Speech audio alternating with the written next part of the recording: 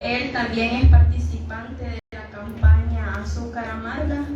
Esta campaña Azúcar Amarga la conforman las siguientes organizaciones de la sociedad civil, entre las cuales están Unidad Ecológica Salvadoreña, por sus siglas UNES, Red Uniendo Manos en Salvador, ANIMES, y también Fundación de Estudios para la Aplicación de Derecho, FESPADO. Adelante, licenciado.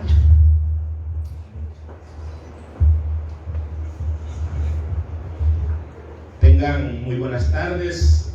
En primer lugar, quiero agradecer a ASPES por facilitar este espacio. Discutir este tipo de temas es importante. A veces uno cree, o habrán personas que creen, que estos problemas allá en San Luis Talpa o en el Bajo Lempa o en los lugares que nos expuso el licenciado son problemas de la gente allá, ¿verdad? Y no tiene nada que ver con nosotros. Pero eso no es así. En una oportunidad estaba un ratón viendo por el agujero de la pared y ve que la pareja de campesinos estaba abriendo un paquete. Entonces se emocionó el ratón pensando que era lo que el paquete contenía, pero de pronto ve que era una ratonera. Entonces quedó paralizado cuando vio que era una ratonera. Salió corriendo y fue al patio de la casa, y a la primera que le contó fue a la gallina. Mira, le dijo, hay una ratonera en la casa. Le dijo, bueno, ese es tu problema, ¿verdad? Eso no tiene nada que ver conmigo. Fue donde el cerdo y le dijo, hay una ratonera en la casa, y el cerdo le dijo, no, tranquilo, ahí te voy a recordar en mis oraciones, no te preocupes, ahí nos vamos a recordar de ti. Y luego fue donde la vaca, ¿verdad? Y la vaca igual, no, ese no es mi problema, es asunto tuyo. En la noche se oyó un ruido, como que la ratonera había atrapado algo, ¿verdad? La mujer del campesino se levantó a ver qué era. En la oscuridad no vio que era que había atrapado la cola de una serpiente venenosa, y la serpiente mordió a la mujer. El siguiente día la mujer amaneció con fiebre. Todo el mundo sabe que para alimentar a alguien con fiebre nada mejor que una sopita. El campesino agarró su machete y fue a traer a la gallina, pero la mujer no mejoró, y muchos familiares y amigos llegaron a visitarla. Entonces el campesino mató al cerdo para darle de comer. Al final murió, y entonces tuvo que vender la vaca al matadero para pagar los gastos del funeral, ¿verdad? El mensaje de la historia es prácticamente que todo está conectado, todo está relacionado, y cuando menos pensamos, este tipo de situaciones tienen que ver con nosotros, ¿verdad?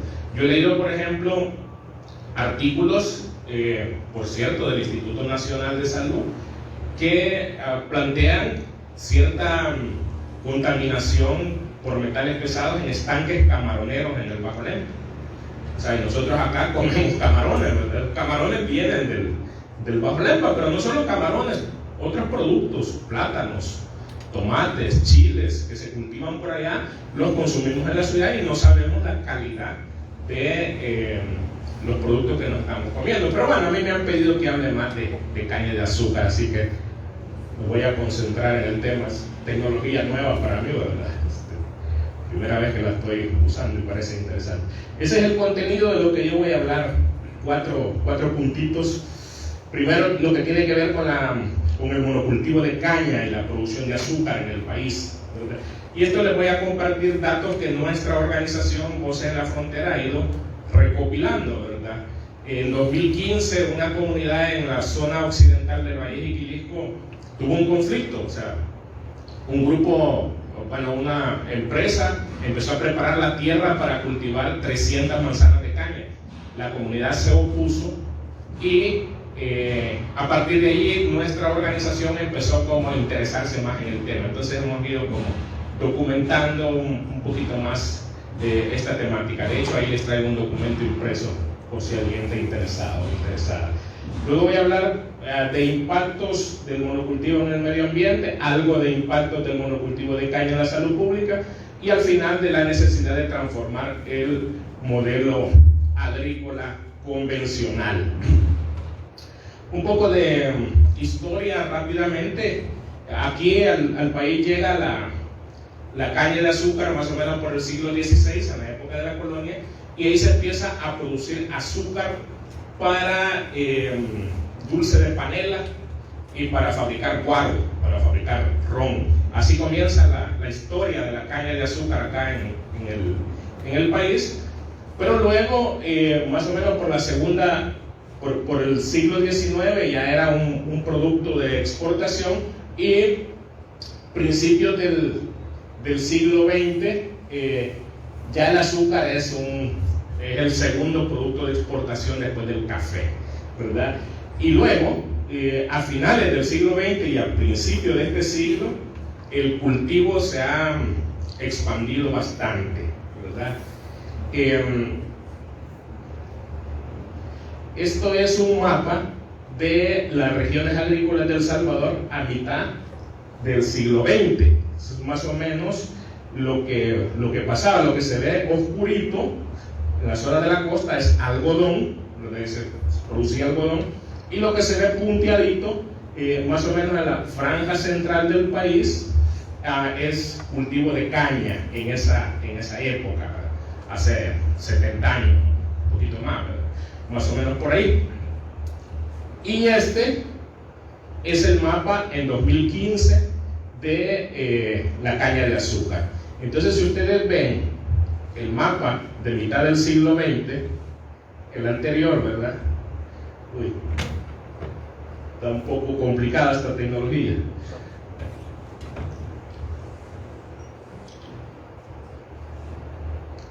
Gracias. Entonces quería mostrarles ese de nuevo, ¿verdad? Para concentrar en este mapa, y este otro hay que hacerle con cariño, yo creo que ya aprendí, de lo que está pasando ahora con el cultivo de caña de azúcar. Entonces se puede ver que el cultivo de caña de azúcar ha ido emigrando a la costa, ¿verdad?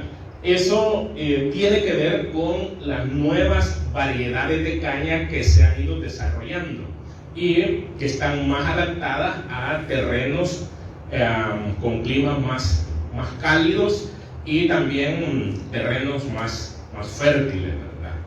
Ya vamos a ver después cuáles son como las consecuencias de eso.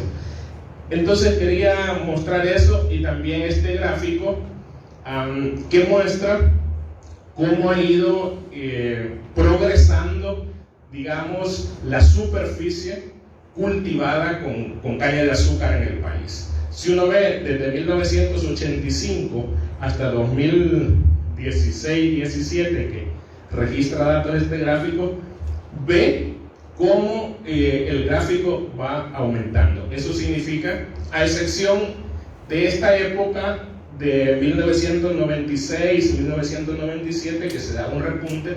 Esto tiene que ver con un decreto que se aprobó para liberalizar las tierras de la reforma agraria. Cuando se da la reforma agraria, se prohíbe la venta de tierras. Entonces las tierras tienen que quedar en manos de cooperativas, ¿verdad? Pero en el 97, en mayo del 97, se liberaliza, se conoce así el fenómeno, liberaliza el mercado de tierras a través de la aprobación del decreto 764, creo, por ahí no recuerdo bien el número del decreto, pero entonces se permite como que las cooperativas puedan parcelar y vender sus tierras, ¿verdad? Y ahí se va concentrando la tierra para cultivos como la caña de azúcar. Eso ya es un problema, porque actualmente, en este momento, la cantidad de tierras se ha mantenido más o menos en esas 113,000 manzanas, quizá ha aumentado un poquito, pero en un país como El Salvador, en donde el territorio es pequeño, eso significa una alta concentración de la tierra para un solo cultivo. Y hay que poner atención a eso también, porque aquí hay un problema no resuelto relacionado con la tenencia de la tierra, ¿verdad? Entonces es un primer impacto.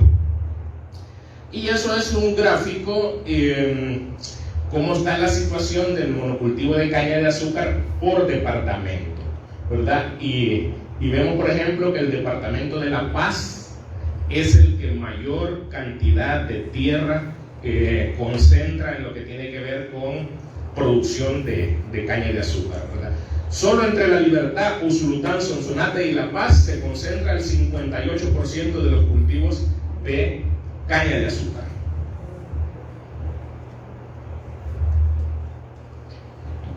Eso es un dato, son datos de producción de azúcar desde 1985 a 2016. Ahí pueden ver cómo ha ido, eso es datos en quintales, ¿verdad? Cómo ha ido también incrementando la cantidad de quintales de azúcar que se producen en el país.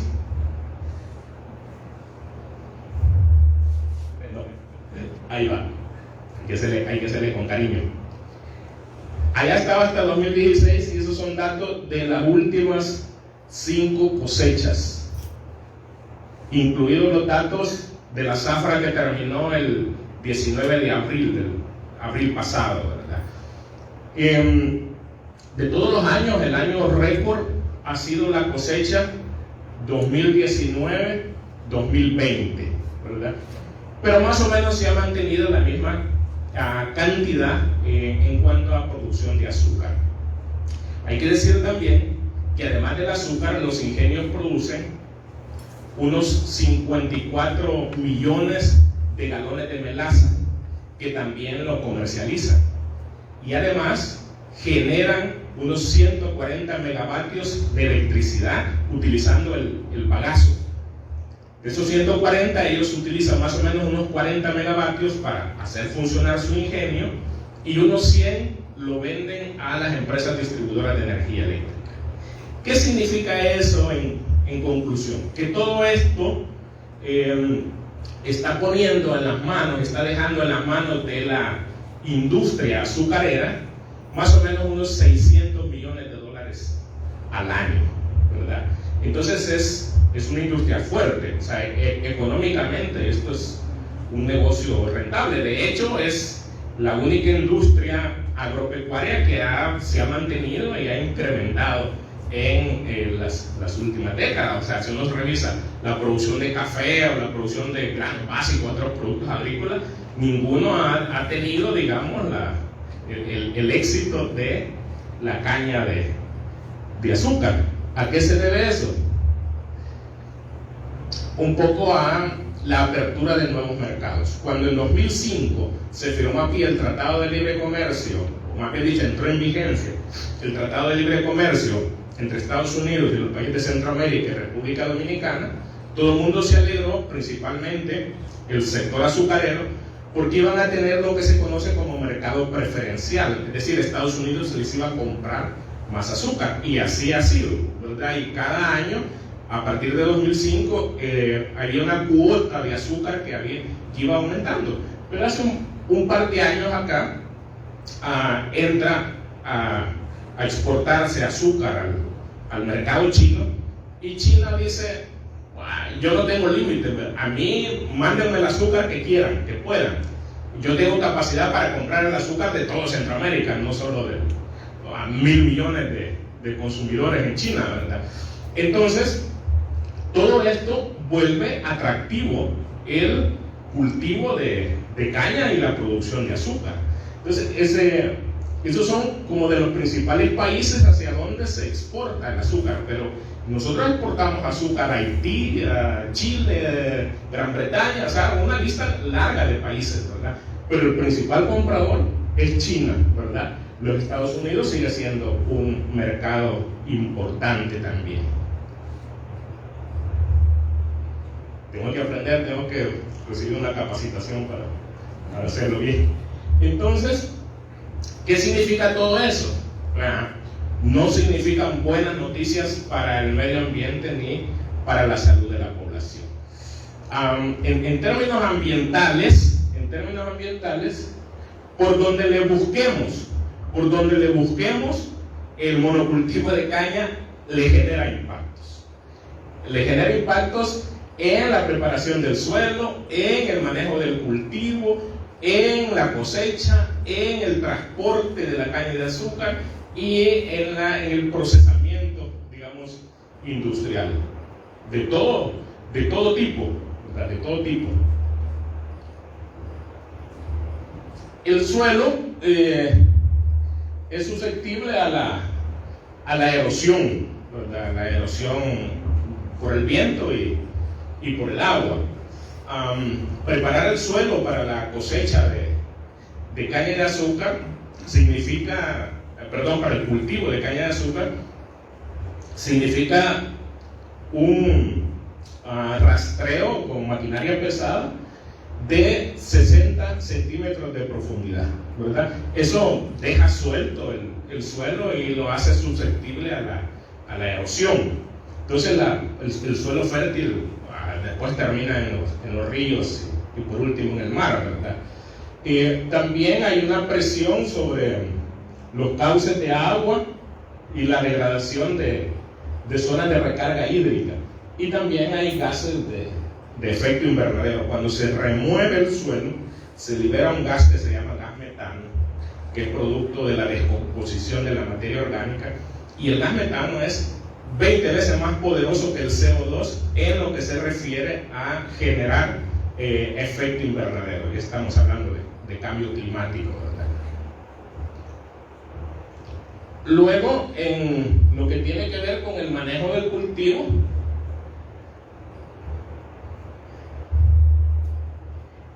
acá hay varios impactos, ¿verdad? Uno, relacionado con el uso del agua. Los productores de caña plantan y comienzan el desarrollo de sus cultivos en la época seca, y los cultivos dependen principalmente del riego, ¿verdad? El riego por aspersión. Esto hace que haya presión en los mantos acuíferos y que los agricultores de las comunidades tengan dificultades para regar sus pequeños cultivos de tomate, papaya, plátano, maíz. Entonces el uso del agua es un problema. Yo he encontrado datos que dicen que producir 1 kilo de azúcar cuesta más o menos unos 3.000 litros de agua. O sea, el agua para cultivar la caña y además el agua que se utiliza para procesar la caña y convertirla en azúcar. Entonces eso es un problema. Pero el otro problema tiene que ver con el uso de plaguicidas, el uso de agrotóxicos. Esto es una situación bien compleja. En los cultivos de caña de azúcar se están utilizando por lo menos 11 tipos de agroquímicos distintos. Y el que más se usa como herbicida y como madurante es el famoso glifosato. Del glifosato hay montañas de páginas escritas de investigaciones sobre la peligrosidad de ese producto. Es decir, no me pregunte, mire, ¿y dónde dice que eso es peligroso? No, o sea, eso está prohibido por todos los países de la Unión Europea y hay, pero estudios que documentan lo peligroso que es este plaguicida, pero que sin embargo aquí se siguen usando con bastante impunidad y se utilizan por medio de riego aéreo, ¿verdad? Que eso también es otro problema. De hecho, los pesticidas, los agroquímicos son productos creados para matar, ¿verdad? Y desde allí ya se sabe que son peligrosos. En la época de la cosecha hay otros problemas que tienen que ver con impactos en el medio ambiente también. Uno de ellos es la compactación del suelo al entrar maquinaria pesada a las tierras de cultivo. Eso ya es un problema. Pero otro problema bien complejo y preocupante es ese. Esta foto fue tomada por un periodista de Al Jazeera en una comunidad que se llama Mata de Piña, ahí en el Bajo Lempa. Si ustedes ven más o menos las cañas aquí, Esto sería como a la altura del techo. Entonces imagínense ustedes ya el nivel que alcanzan las llamas. He leído que la temperatura aquí puede llegar hasta 700 grados centígrados. Eso es como meter un ladrillo a un horno, ¿verdad? Un ladrillo de barro que queda cocido, o sea, el suelo se impermeabiliza, se queda como un ladrillo, ¿verdad?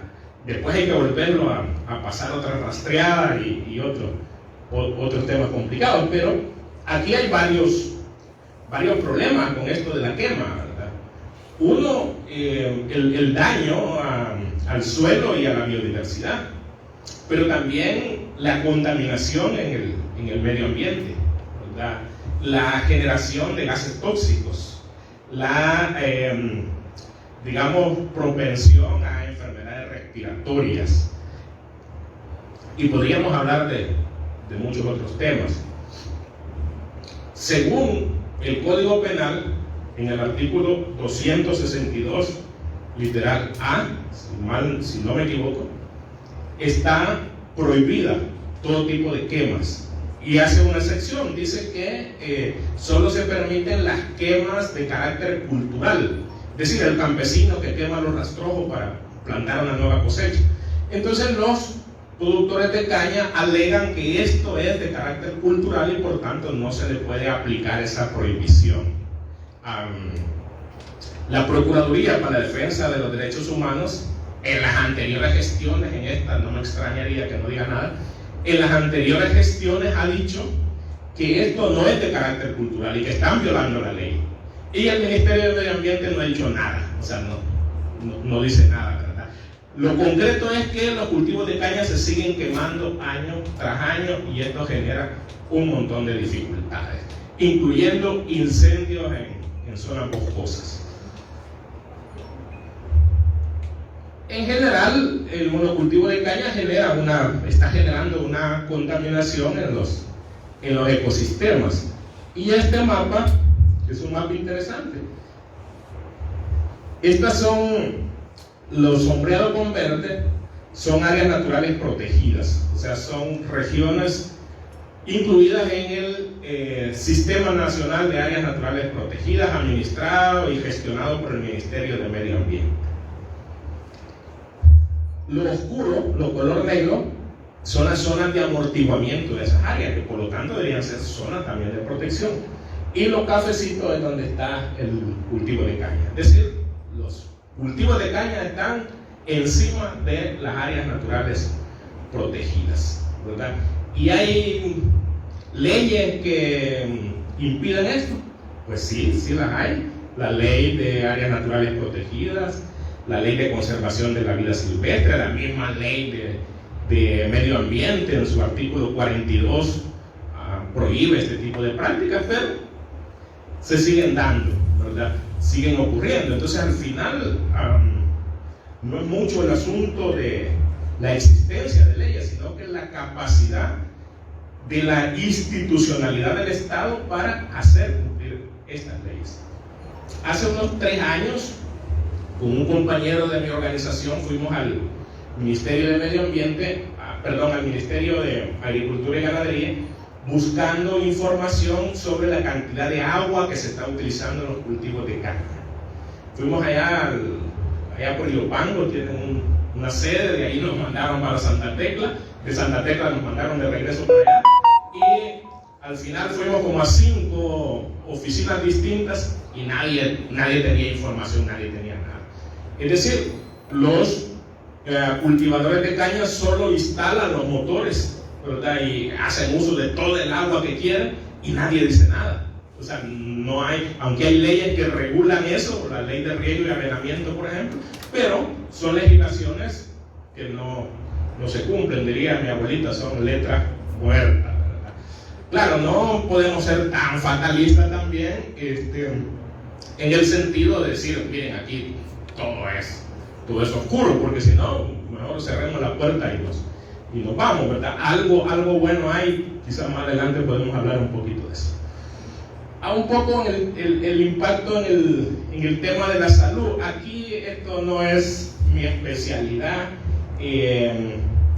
yo conozco más, yo trabajé por 20 años en una organización ambientalista, conozco más sobre el impacto en el tema del medio ambiente, pero obviamente hay documentos, hay publicaciones que hacen referencia al tema del impacto de la caña de azúcar y sus prácticas en el tema de la salud. Lo primero que resalta aquí es el tema del uso de agroquímicos, ¿verdad? Aunque no hay, como bien decía el licenciado que me antecedió, una prueba fehaciente, y no se puede decir ese glifosato, esa botella de glifosato tiene la culpa que Ebony tenga insuficiencia renal. O sea, no se puede establecer una afirmación así de tajante, pero miren, o sea, hay demasiados indicios, y si camina como pato, si vuela como pato y se hace como pato, es pato, ¿verdad? Entonces, la cantidad de plaguicidas que se están utilizando en este tipo de cultivos y en otros es enorme. Si aquí al país vienen 15,000 toneladas de plaguicidas cada año, si lo repartiéramos entre toda la población nos toca un poco más de 1 libra a cada uno, ¿verdad? Y esa cantidad, esas 15,000 toneladas de plaguicidas que ingresan, se quedan aquí en el país, eso no sale, ¿verdad? Y eso es cada año, y se aplica por métodos aéreos, por ejemplo. Hay reportes que dicen que el 70% del producto aplicado con un método aéreo no llega al lugar de destino. O sea, terminan los bosques, en las fuentes de agua, en las comunidades, en otro lado, menos en los cultivos de caña, ¿verdad? Entonces, eso es un problema bastante complicado. Hay reportes en otras partes del mundo, ¿verdad? No solo Centroamérica. Ya el licenciado mencionaba a este país de Sri Lanka, ¿verdad? Y otros países que tienen similares condiciones en lo que se refiere a el tipo de cultivos, en lo que se refiere al tipo de productos agroquímicos que se están utilizando, y en Centroamérica también, ¿verdad? Hay reportes en todos los países de la costa pacífica centroamericana de lo que está pasando con el tema de la enfermedad renal por causas no tradicionales. En junio de 2013 hubo una reunión de los ministros de salud aquí en el país. Sacaron una declaración, se llama Declaración de San Salvador. Si alguien tiene interés lo puede buscar ahí en el sitio web. Y ahí discutieron un poco este tema de la epidemia, digamos, de la emergencia que está pasando con el tema de la enfermedad renal crónica en la costa pacífico de Mesoamérica, digamos. Y aquí hay algunos datos interesantes. Primero, que hay una prevalencia alta, y se reportan hasta casi 62 por cada 100,000 habitantes en lo que se refiere a la tasa de mortalidad de insuficiencia renal crónica. Está afectando predominantemente a hombres, ¿verdad? A hombres menores de 60 años, o sea, a hombres en edad productiva, y a hombres que se dedican a la agricultura. Y más del 50% del total de pacientes con enfermedad renal crónica no es explicada, dice este documento, por causas tradicionales. O sea, no es por diabetes, no es por hipertensión, sino que todavía está la incógnita cuál es la causa, ¿verdad? Si ustedes recuerdan el mapa de la caña de azúcar, ese es otro mapa que habría que compararlo. Las partes más café son donde más está afectando este tema de la insuficiencia renal, y uno ve que coincide otra vez con el mapa de cultivo de caña de azúcar.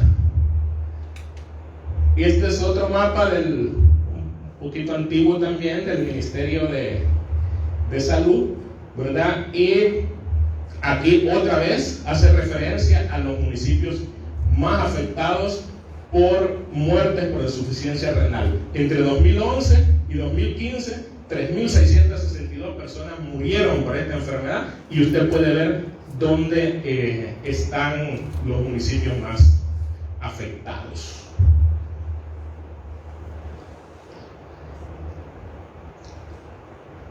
Este es un mapa del Instituto Nacional de la Salud, y lo traje como referencia porque en una de sus investigaciones tomaron una muestra de 46 personas, 46 pacientes con enfermedad renal. Y el perfil de esos pacientes es ¿verdad? O sea, gente viviendo en pobreza, viviendas en malas condiciones, mala calidad del agua, bajo nivel de escolaridad, nutrición inadecuada, cobertura insuficiente de servicios de salud, electrificación deficiente y medio ambiente contaminado. Entonces, si uno hace una comparación de lo que genera la industria de la caña de azúcar, esos 600 millones anuales en divisas, y quienes están, digamos, pagando las consecuencias, vamos a encontrar acá una tremenda injusticia, porque las comunidades que están aledañas a los campos cultivados con caña de azúcar son las más enfermas, las más contaminadas, las más pobres, las más vulnerables, ¿verdad? Y por otro lado, o sea, hay una concentración de riqueza por parte de quienes están dedicando a esta industria. Entonces, ¿qué hay que hacer? O sea, ¿por dónde le entramos a esto, verdad? Nosotros creemos que primero hay necesidad de repensar un poco este tema de la agricultura, ¿verdad? Sobre todo en momentos como este, en donde el precio de la canasta básica ha incrementado. $46 en la zona rural, en la zona urbana, y $20 en la zona rural. Es el incremento en el último año de la canasta básica. Tengo el dato fresquito en la cabeza porque esta semana he estado escribiendo un artículo sobre ese tema. El costo de vida, la inflación, reporta el Banco Central de Reserva que anda arriba del 7% en el último año, la mayor desde hace 26 años. Entonces,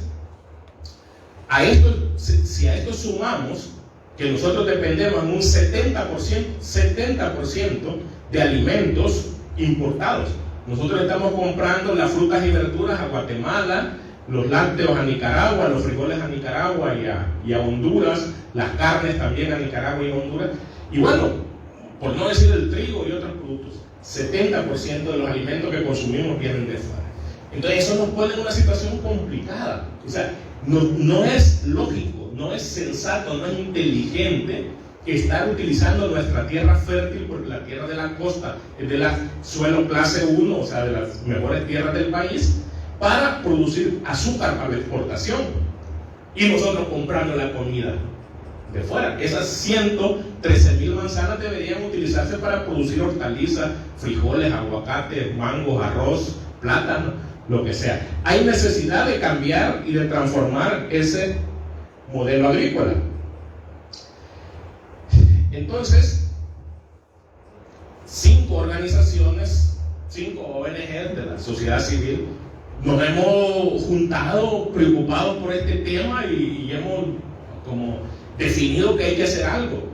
Y estamos impulsando una campaña que le llamamos Azúcar Amarga, ¿verdad?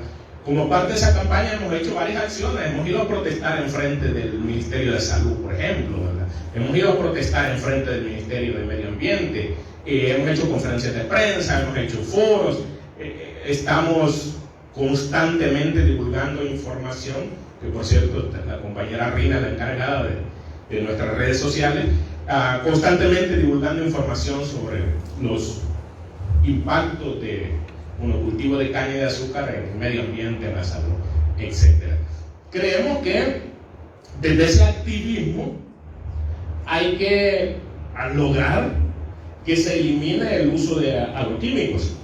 Aquí en 2013 hubo, ustedes recordarán, una coyuntura interesante, por esas cosas milagrosas de la vida, la asamblea de ese momento aprobó un decreto que prohibía 51 productos químicos, agroquímicos.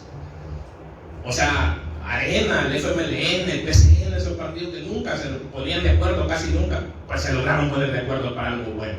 Y lo prohibieron, pero el expresidente Mauricio Funes observó, devolvió con observaciones ese decreto a la Asamblea y de ahí ya no trascendió, ¿verdad? Pero los productos agroquímicos deberían prohibirse. ¿Cómo los vamos a prohibir si la gente los necesita? Bueno, hagámoslo gradualmente, veamos cuáles sí, quizás otros no, o sea, hay que ver el grado de peligrosidad, hay que hacer como más análisis, pero hay que entrarle a esa discusión. ¿Por qué? Por lo que decía el licenciado al principio, hay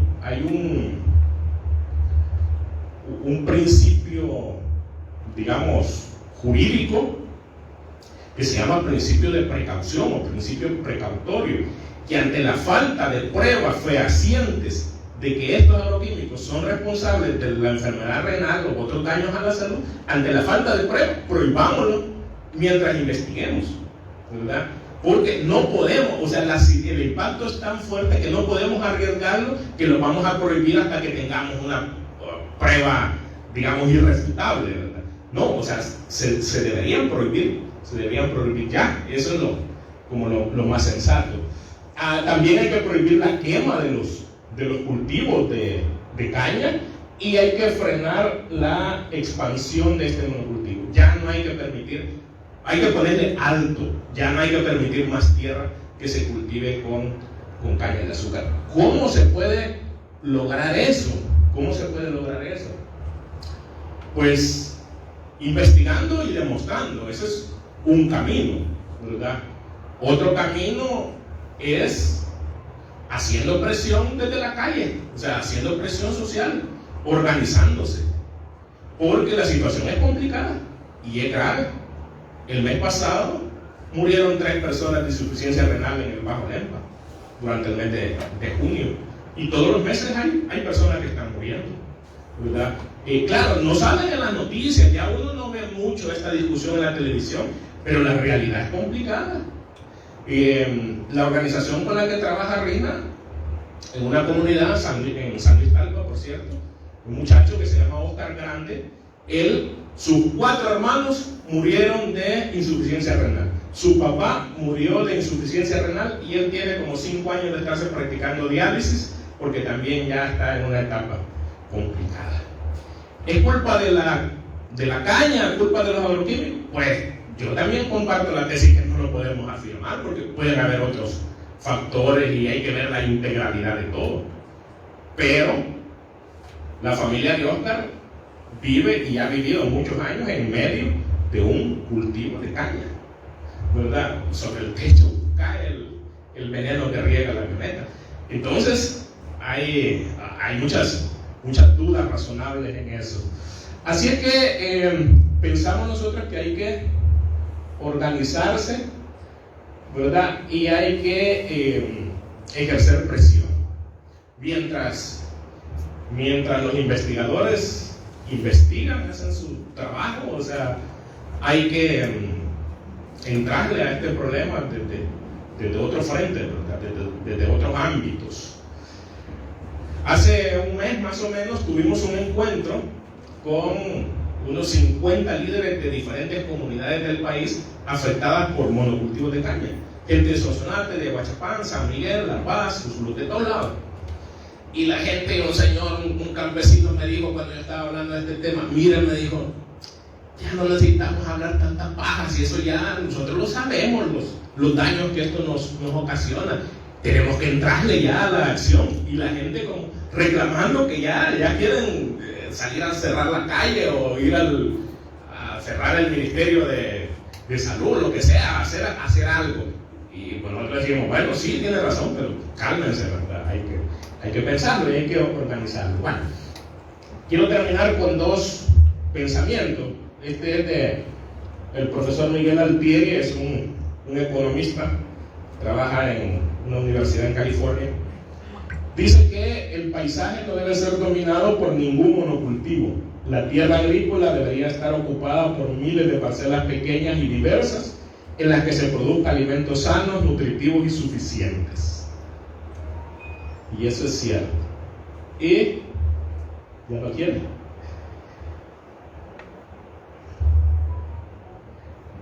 Debería ser ese, en vez del paisaje dominado por monocultivos de caña de azúcar, ese debería ser el paisaje de nuestras comunidades campesinas y agrícolas, ¿verdad? Y este otro pensamiento de este señor, que quienes se relacionan en el ámbito de la salud, como la mayoría de las que están aquí, ya lo conocerán muy bien, desde hace casi 2500 años, dijo que la aparición de una enfermedad en las poblaciones humanas está influenciada por la calidad del aire, el agua y los alimentos, la topografía de la tierra y los hábitos de vida. Entonces, ¿qué hacemos con todo esto, verdad? Nosotros, estas 5 organizaciones que les he mencionado, creemos que nuestro ámbito de acción es ejercer presión social y hacer educación en la sociedad sobre lo que está pasando con la industria azucarera y el monocultivo de caña. Pero avanzar en esto requiere de otros esfuerzos, ¿verdad? Requiere de que otra gente se comprometa. Hay un rol de las universidades, ¿verdad? Que miren, hay que ser autocríticos y había que cuestionar, o sea, qué está pasando con nuestras universidades, cuál es el presupuesto para investigación de las universidades, cuál es la visión estratégica de las autoridades que mandan, que gobiernan las universidades en temas de la investigación social y la acción. ¿Cuál es el presupuesto que tienen las instituciones del Estado para esto? ¿Verdad? ¿Qué es lo que se está haciendo y cómo se está haciendo? No es una tarea fácil, yo lo sé, pero desde lo poco que se tiene hay que unir esfuerzos, ¿verdad? El rol de los medios de comunicación es importante también, porque cuando se genera una coyuntura, la gente se alarma y el tema se discute más, pero de pronto esa coyuntura pasa y hay otros temas y la atención, la opinión ciudadana se va por otro lado, pero la realidad que vive la gente sigue siendo dura, ¿verdad? El papel de la iglesia, por ejemplo, ¿verdad? O de las iglesias, que también tienen un rol preponderante en la sociedad. Entonces, un poco eso quisimos compartir en esta tarde. Agradezco mucho la presencia de ustedes y bueno, les invitamos a que sigan nuestras redes sociales y nos ayuden a divulgar más todo esto, ¿verdad? Porque así como la historia del ratón, o sea, todos y todas tenemos que ver en el asunto y tarde o temprano todos y todas somos afectados. Muchas gracias.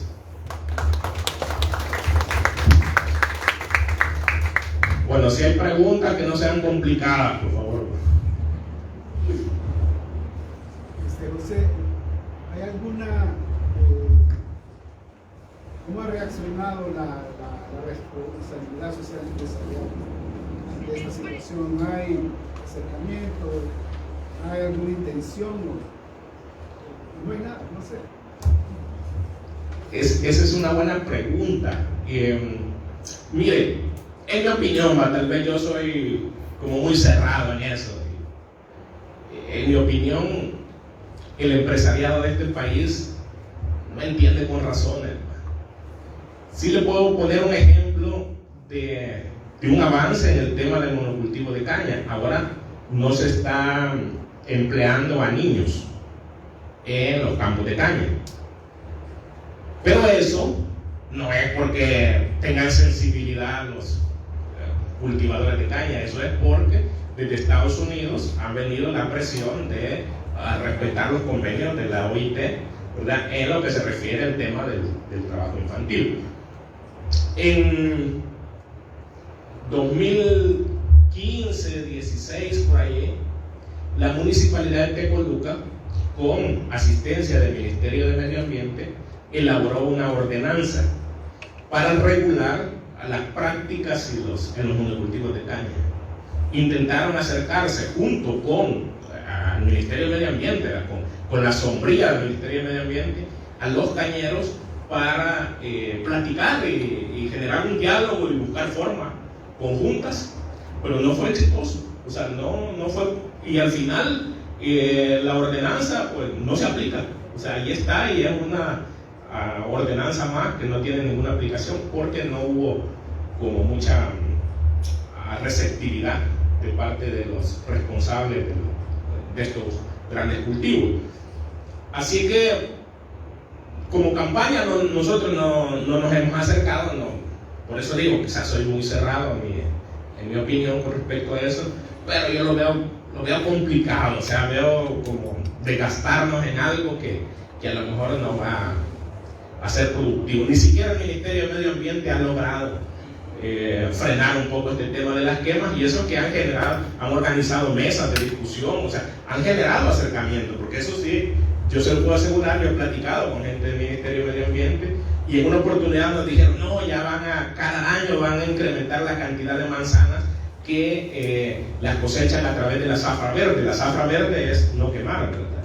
Y ahorita cosechan como unas 12,000 manzanas. Ajá. Pero lo que no le dijeron al Ministerio de Medio Ambiente es que lo cosechan así para replantar nuevos cultivos, porque si la queman ya no les va a servir como semilla de caña, ¿verdad?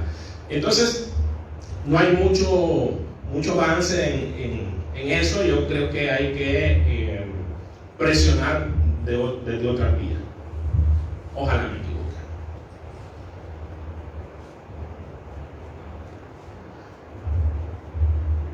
Bueno, gracias entonces.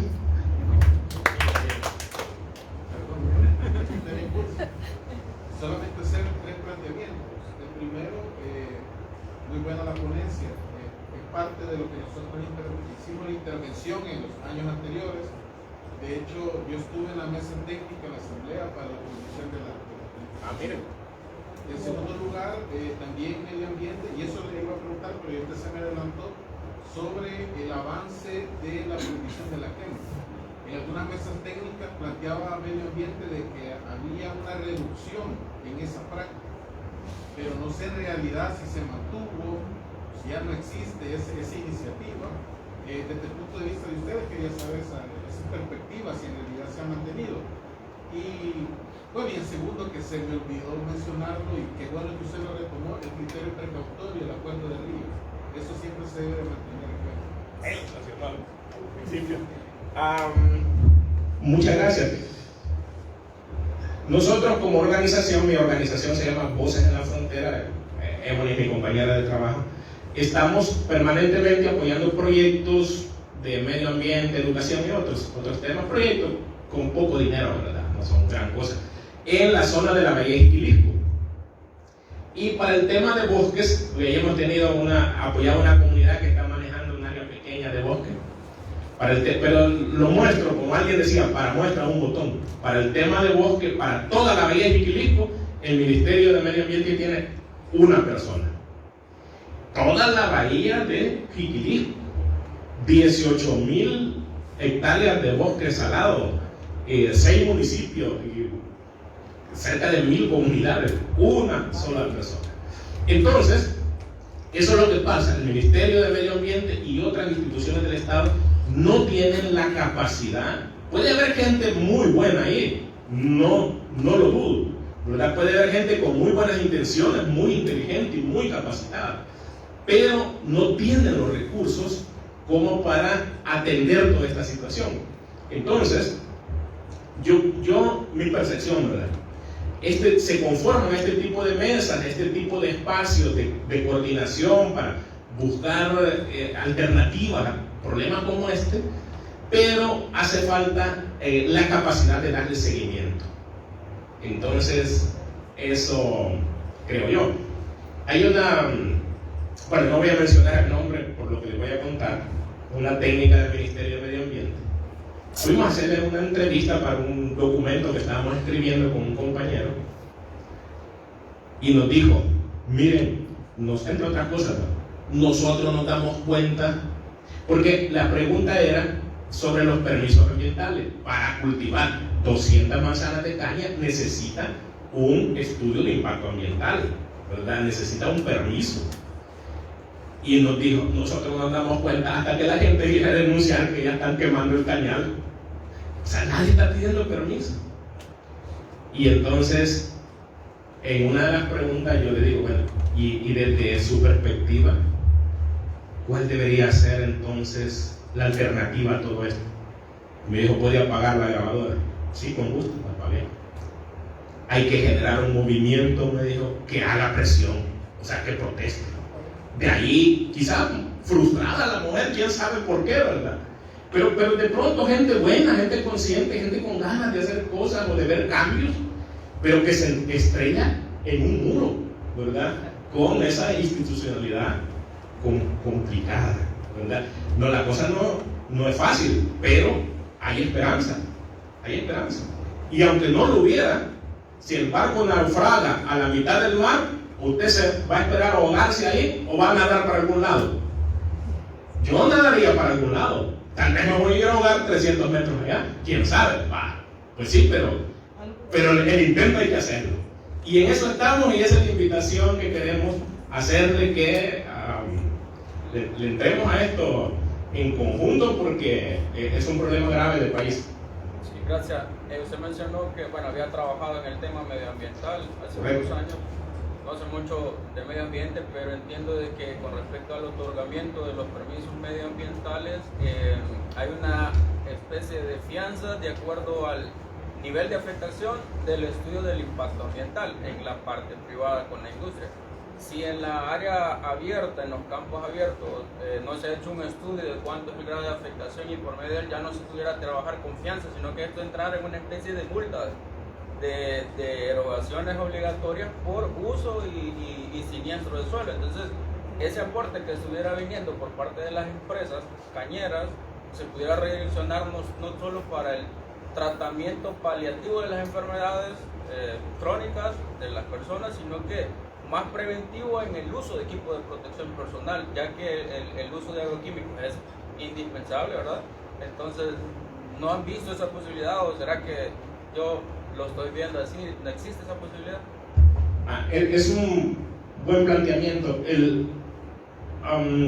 Cualquier proyecto, dice la ley, cualquier proyecto que genere potenciales impactos en el medio ambiente necesita un estudio de impacto ambiental y necesita, además de esa fianza que establece el estudio, necesita también otra figura que aquí no se cumple: una consulta a la gente que va a ser afectada.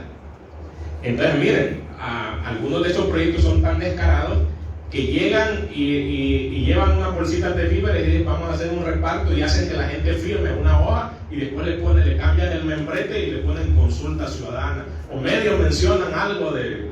Entonces, hay como muchos atajos, ¿verdad? Y hay que reconocer también que este es un sector económicamente poderoso, que tiene influencia. Y cuando se dio ese decreto que prohibía 51 agroquímicos, que no les quepa duda que ellos movieron un poco sus influencias para evitar que esa prohibición se concretara. Pero volviendo al punto que usted señala, yo creo que habría que analizar más, y quizás ese puede ser un mecanismo. Hasta ahorita no se ha hecho, por lo menos que yo conozca, no se ha hecho, pero es una buena idea. O sea, yo la retomaría y quizás luego en el ámbito de estas organizaciones que estamos en este esfuerzo, quizás vale la pena discutirlo. Lo vamos a invitar a usted para que venga a la reunión. Gracias, muy buena la ponencia, agradezco. Y ha sido una reflexión. El sector académico tiene un papel importante en el tema de investigación agrícola y también en el tema que, por ejemplo, ingeniería agronómica, tenemos una pobreza de conocimiento, sobre todo en el tema de seguridad ocupacional y en el estudio de suelo, ¿verdad? Y también están, porque comprendo que los ingenios, a la mayoría que contratan son los técnicos agrícolas de la Escuela de Agricultura Nacional, ¿verdad? Y hay desconocimiento sobre este tema, ¿verdad? Que esa es una campaña que debería ser importante trasladarla a ese sector.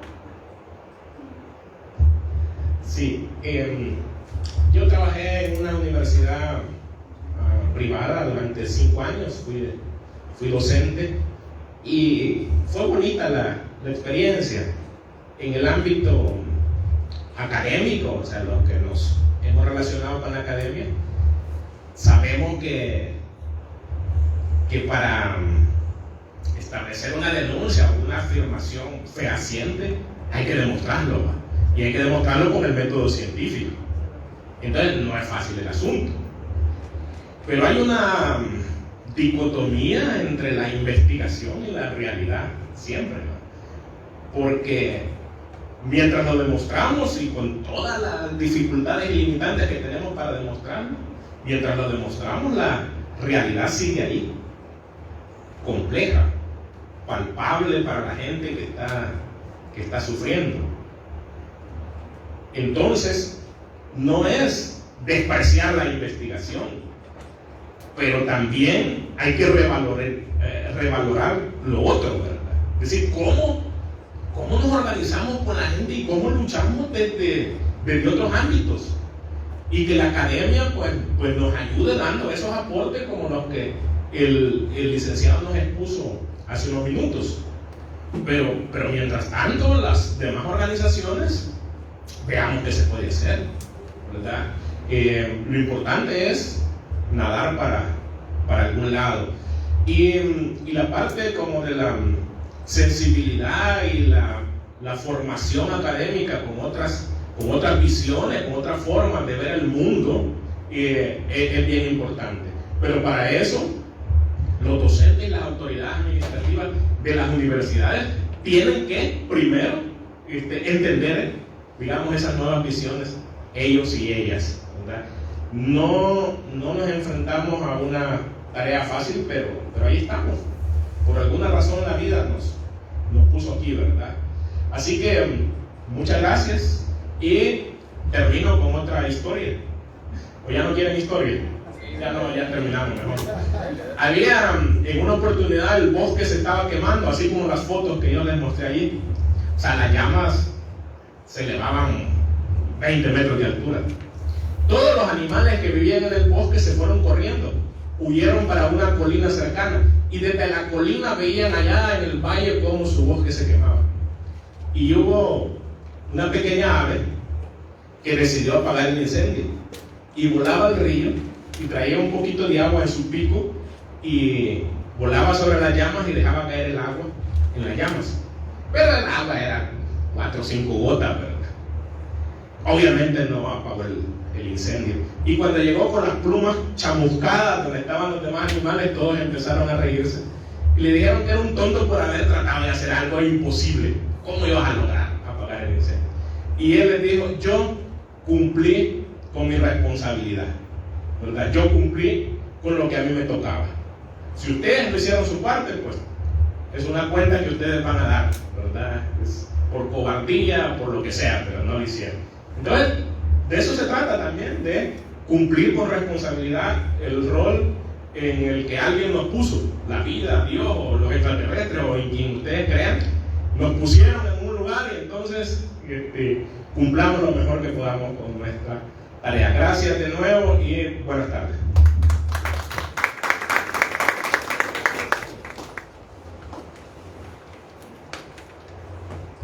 Bueno, muchas gracias por compartirnos este conocimiento, licenciado, sobre un tema tan novedoso, y sobre todo porque, como ya se sabe, el cultivo de caña de azúcar pues, es uno de los que más se produce y se exporta en nuestro país día a día, afectando de gran manera nuestros recursos y generando afecciones a la salud, como ya muy bien el licenciado nos ha mencionado.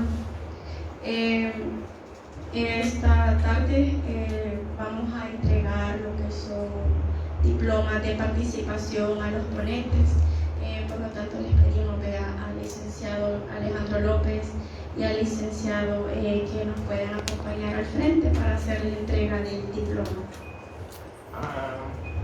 Bueno, yo tengo unos documentos, algunos datos que he mencionado están ahí y hay otras cosas más, pero se llama Agricultura y Alimentación en El Salvador. Entonces, No sé si va a alcanzar para uno cada uno, pero yo lo dejo por ahí con la señorita para que ella se meta.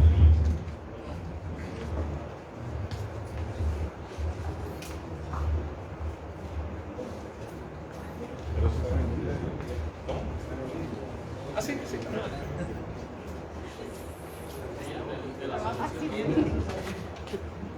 Ella lo escribió.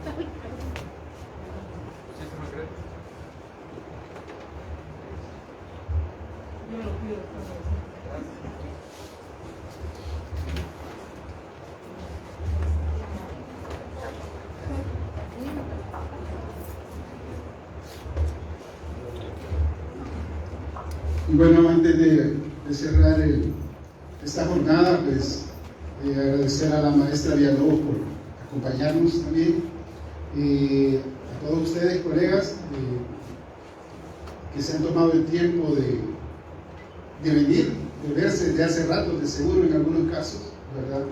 De desvirtualizarnos, conocernos, ¿verdad? En persona, no solo en publicaciones, y eso pues es una gran satisfacción en lo personal. El diploma dice de la siguiente manera: la Asociación Salvadoreña de Profesionales en Ecotecnología y Salud Ambiental, ASPES, otorga el presente certificado de participación al licenciado Alejandro López, representación del MISAL, Instituto Nacional de Salud, por su ponencia en el segundo Congreso Nacional de Ciencias de la Salud. ¿Verdad? No digo todo el nombre del Congreso porque es algo grande. Muchas gracias, Alejandro.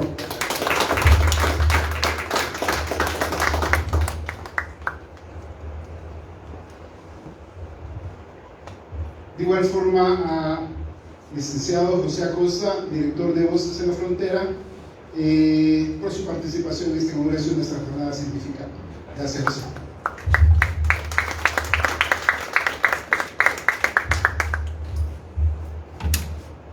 Bueno, el licenciado Otto Parra pues se nos fue, seguro tenía otros compromisos. Sin embargo, como junta directiva consideramos uno general para la campaña en sí, ¿verdad? Y que lo pudiera retirar Rina, quien es de comunicación y con quien estamos manteniendo bastante comunicación para que la presencia de José pues, sea una realidad. Muchas gracias. A campaña Azúcar Amarga por su participación en este congreso.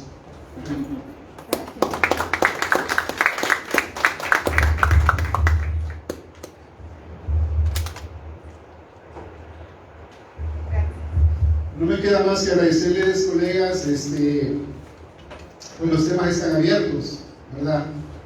Manejamos todo lo que es gestión del riesgo, ayuda humanitaria, gestión prospectiva, gestión reactiva. Hay colegas especializándose en calidad también. Lo de higiene y seguridad ocupacional, este tema que hemos compartido, enfermedades crónicas, una gran variedad de temas que solo falta que nos pongamos de acuerdo en las redes y cómo volvemos a los webinars, cómo lo hacemos de forma presencial también, ¿verdad? Para saludarnos, reencontrarnos de manera presencial. Y bueno, este es el espacio que nos da la facultad, ¿verdad? Decirle a José de que lastimosamente la decano tuvo que salir, pero tengo entendido que hay un proyecto relacionado, ¿verdad? Con todo con el cultivo de la caña, donde va a participar la carrera, ¿verdad? Entiendo. Y pues, qué mejor que en un momento se acercaran a ella para poder coordinar esos esfuerzos. Bueno, colegas, muy amables y feliz tarde. Muchas gracias.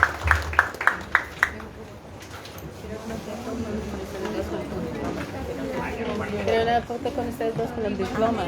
Y en grupo, los que hemos venido. Sí, en la que solo termino. Espera.